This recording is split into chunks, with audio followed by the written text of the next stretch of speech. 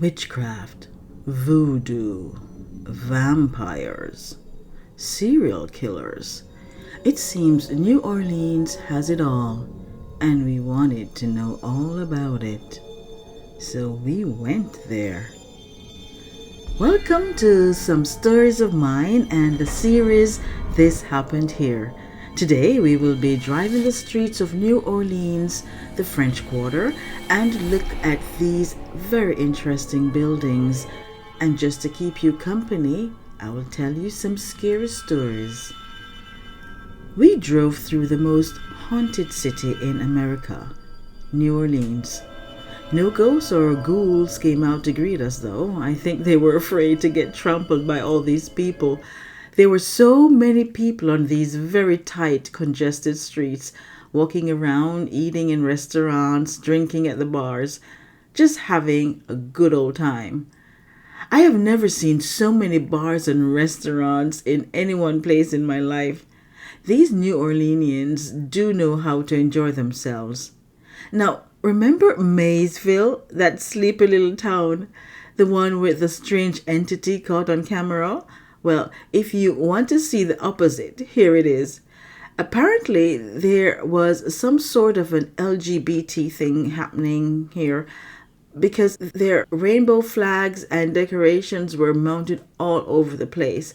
But by the time we got there, it was apparently over and everyone was trying to get food or find somewhere to chill and hang.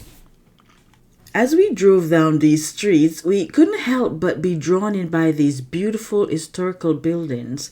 I must admit, I'm a lover of modern day architecture, while CB likes the old buildings, but we do enjoy seeing new and interesting things, and sometimes these overlap with our tastes.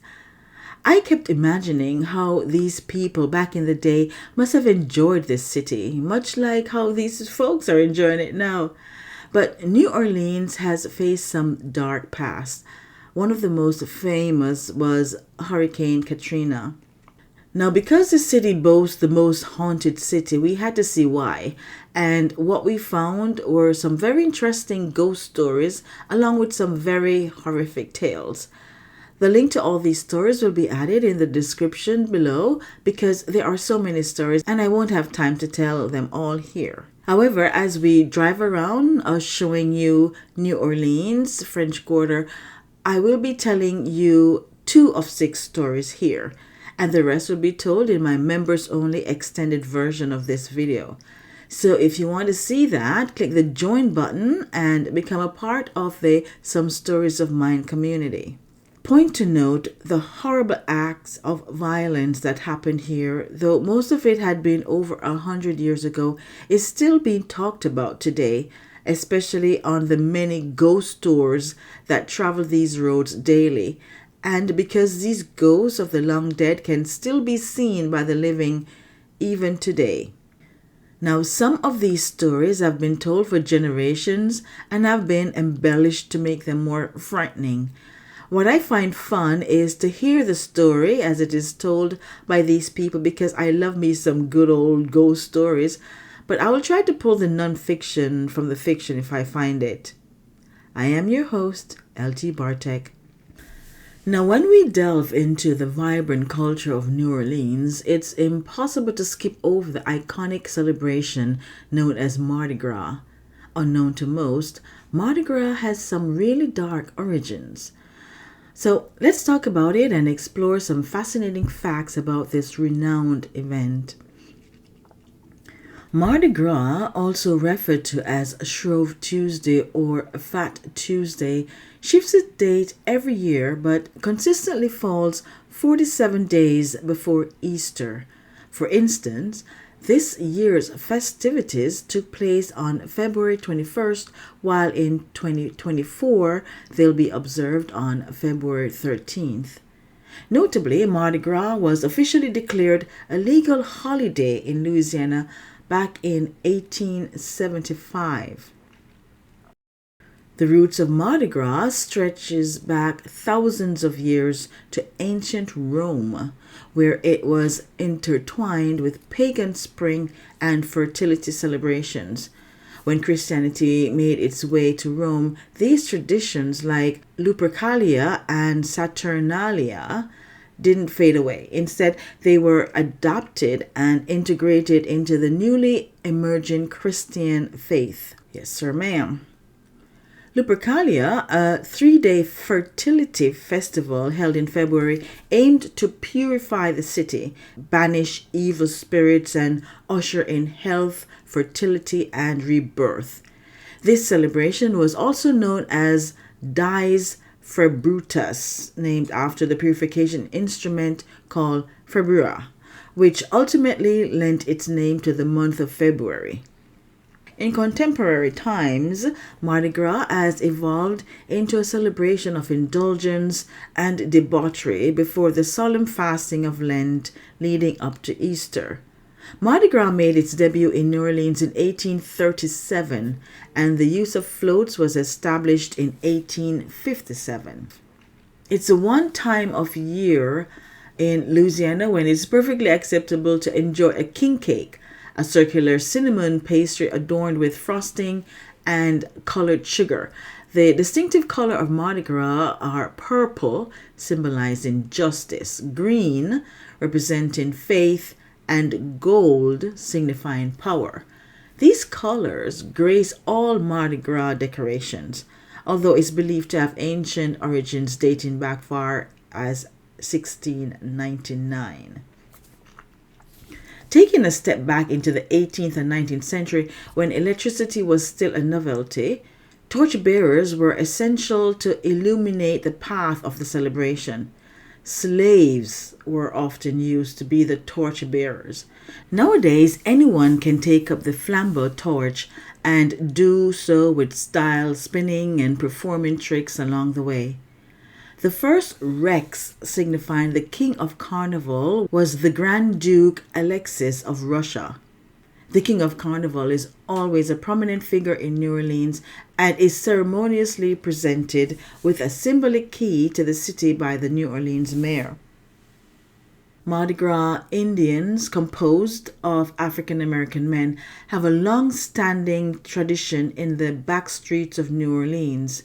They don striking handmade costumes adorned with intricate beadwork and vibrant feathers to pay homage to their heritage.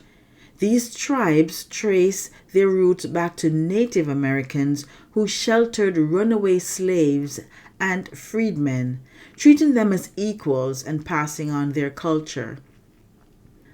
On another note, African American prostitutes in the infamous Storyville district earned the moniker baby dolls from their clients.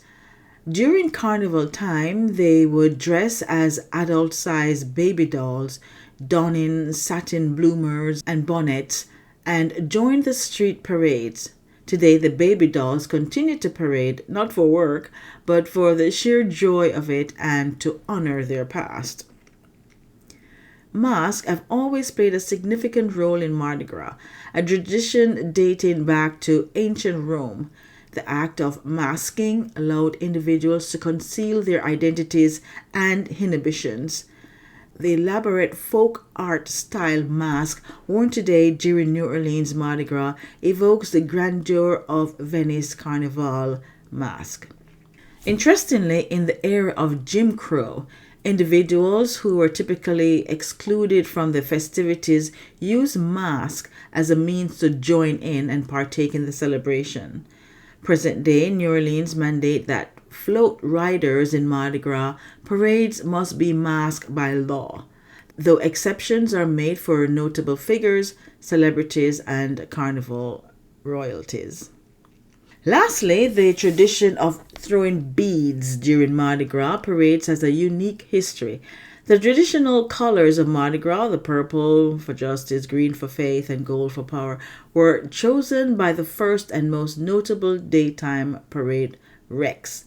Glass beads were originally created to represent these colors and were awarded to individuals who best embodied their meanings. However, it wasn't until the invention of plastic Mardi Gras beads that they became tossable from floats, thus becoming the iconic tradition we witness today. Now for some of New Orleans' most popular ghost stories. First up is Marguerite O'Donnell. Margaret O'Donnell looked at her reflection in the mirror. She smiled, watching the smile moving from her sparkling white teeth as it traveled up to her eyes. She was the only one in the 6 girls her parents had to inherit her mother's French beauty. Her dress, though simple, was beautifully made, and at 18 years old, she was ready to be wed to Octave Sauve. He was a tall and handsome man, and though they had a short courtship, she felt she was in love with him. She was brought out of her daydream by the giggling of her sisters as they twisted and twirled in their beautiful dresses. "Come, Marguerite," her mother said sternly. "It's time for the wedding." She gave herself one last look, picked up her bouquet, and ran to the open door, joining her sisters as they ran to the lawn and out into the beautiful Sunday afternoon. Life went like a flash after that, and now she found herself sitting, unable to keep back the tears as she helped Octave pack for his journey. He was heading to fight in the Civil War, and she feared she would never see him again. But she did. Octave came back to her, but he was not the Octave that left her that sad day. This man was cruel and hurt her with every chance he got. But she was his wife and knew her place was by his side. But that didn't mean she had to be there all the time. So she sought and found something she liked and lied about her age so that she could join the chorus line. In no time, she was on stage as one of the chorus girls of the French Opera House. She loved it there and would do anything to stay. The dazzling light and laughter and happiness were all she was looking for, and there was never a dull night. For at the Opera House, the cornerstone of Creole society, they would host carnival balls and host amazing acts. 18 years later, she once again looked in the mirror for one last check of her costume. She felt as happy as she did the first day she went on stage. But then in 1878, her happiness was dashed to pieces when everyone in her family, including Octave, died of yellow fever.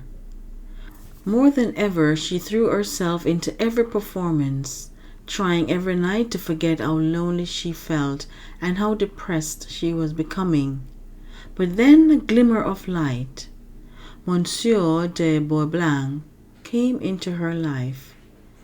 At first she was a little put off by how old and half-blind he was, but he was smitten with her and promised her companionship, love, and security. He showered her with finery and gave her anything she asked for. But 3 months later, she was putting another lover to rest. Her life was back to darkness and despair, but he had left her a substantial inheritance, and she used it to open a pastry shop. Making pastry was her other love, and she used it to fill the gaps in her empty life. The shop grew, and soon she was becoming overwhelmed by the overabundance of orders she could not keep up with all by herself. So she placed an ad in the newspaper for a pastry chef.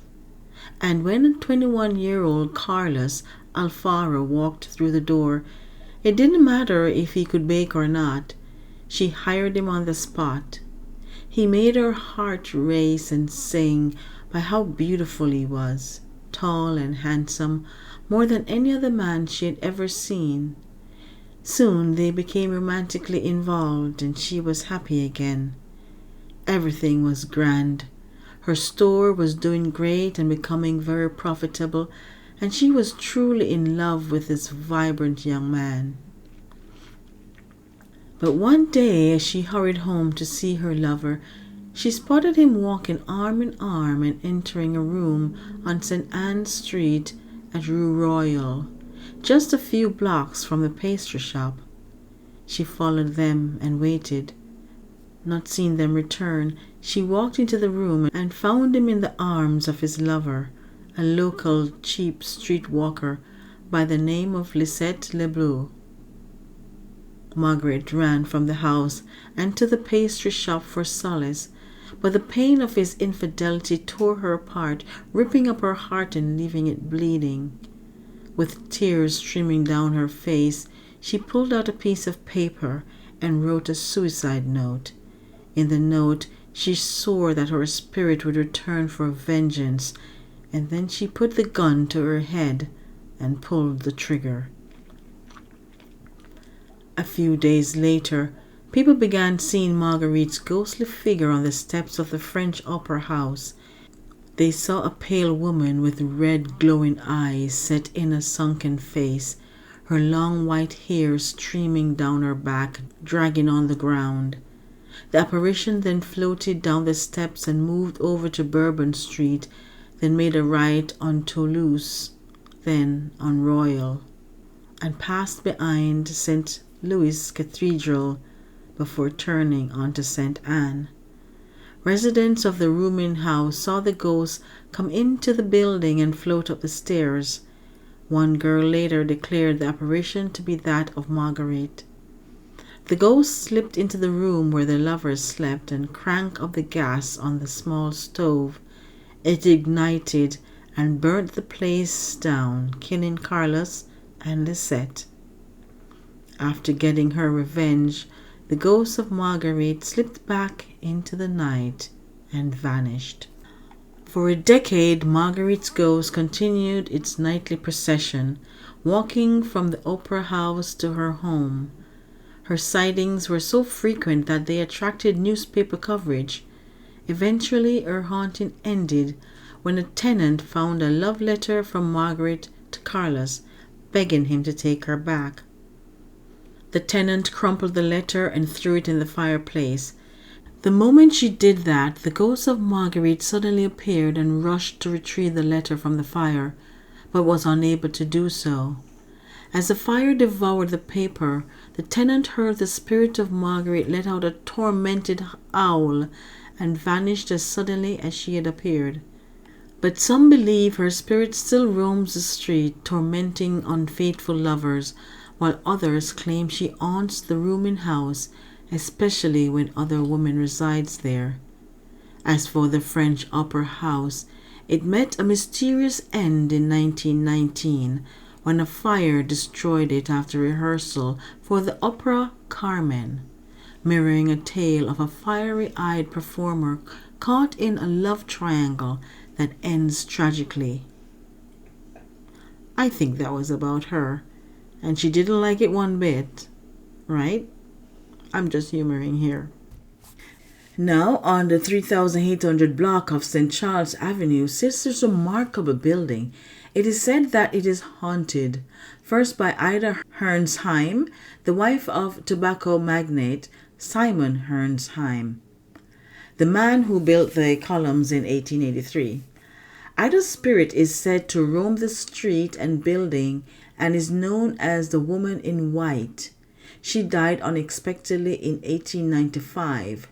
Reports are that people often see her standing out on the sidewalk, mourning, and staring at the building which was her former home.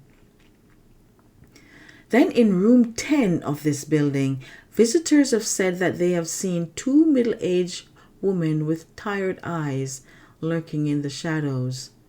In room 20, visitors have claimed to see the floating torso of a handsome, square-jawed older gentleman who they say looks like Simon Hernsheim, who died by suicide in 1898, having never gotten over the death of his wife.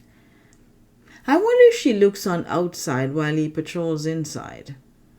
Anyway, in room 21, people say they have seen a ghostly translucent hand appear in the bathroom mirror and rock them to sleep while laying in the daybed. And in room 25, things disappear and later reappear. Next will be the stories of the dead children whose ghosts are still stuck in the galley house. Some have reported that if you reach in, they will sometimes touch or yank your hand. Then the story of the casket girls, who they claim were the first vampires to walk the streets of New Orleans. And last, I will tell the story of the Axeman of New Orleans. This serial killer used his victims' own garden axe to murder them in their sleep. Then he would leave it somewhere obvious for the police to find.